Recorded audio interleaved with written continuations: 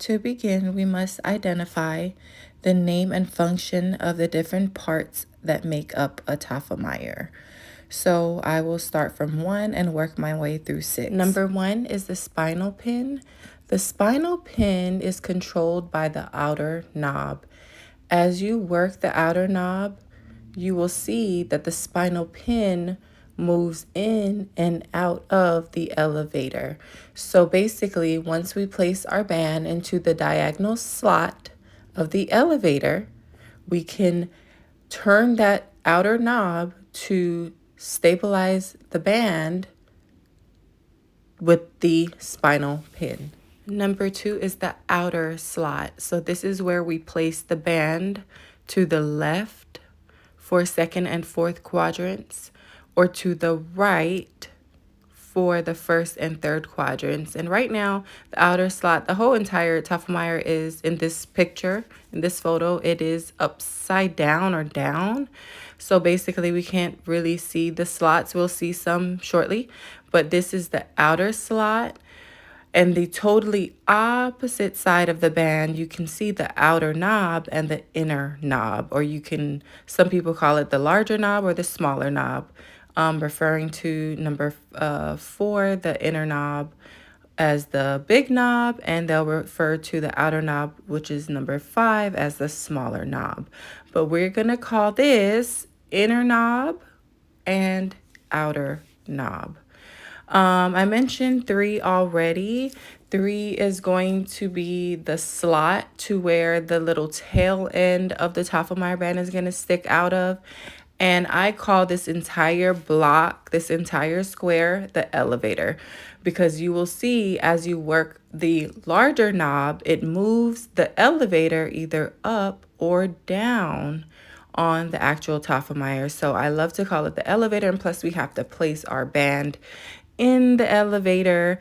We turn the outer knob and that little stabilizer pin comes through and secures the Tofflemire matrix band inside of the elevator. So I think of it as closing the elevator door to either go up or down the Tofflemire band, which really makes the Tofflemire band either larger or smaller, whether you are trying to band a molar tooth or a smaller premolar tooth.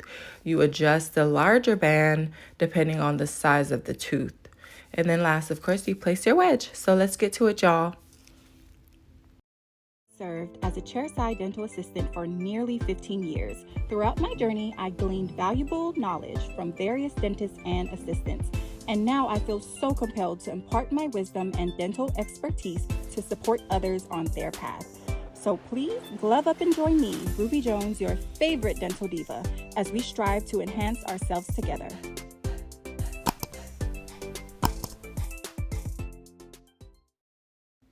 As you can see, your band is up, your V is up. Please make sure you understand V up, you guys. V up, not V down. You are going to take your entire band and bend it in half and insert it into the elevator right there of your Tofflemire band, going to the left for quadrants 2 and 4. And you will pull the Tofflemire band to the right for quadrants 1 and 3. Your diagonal slot should be up. Your V of your band should be up, not down. That is the outer knob, again, that controls that spinal pin. As we turn that outer knob, that spinal pin comes out of the elevator, or it can go all the way up, securing the band. You kind of initially, before placing the band, you do want to have that spinal pin just right at the entryway of the elevator, but you do not want to have it taking up all of the space in the elevator, because once you try to place your band in there and your spinal pin is in the elevator already, the band will not be able to insert into the diagonal slot like it is now. Okay, so have your spinal pin just right there at the entryway. Once you get it in, you can see right here I'm pulling it to the right side. Once you get it in, you better be assembling for quadrants 1 or 3. Now you can use that outer knob to pin, the spinal pin, to secure that matrix band right there.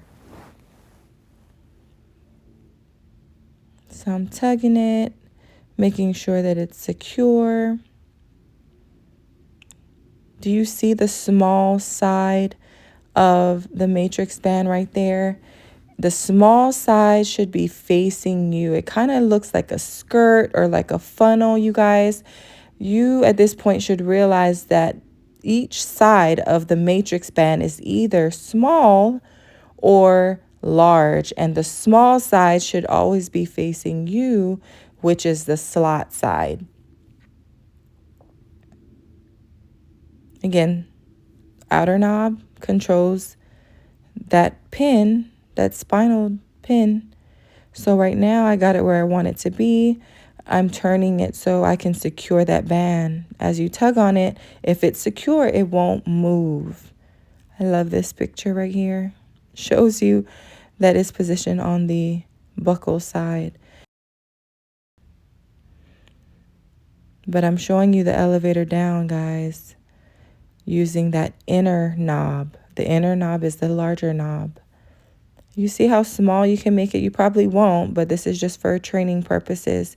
If you're working on a smaller premolar, you can bring the elevator all the way down to make it as small as a circumference as you need it.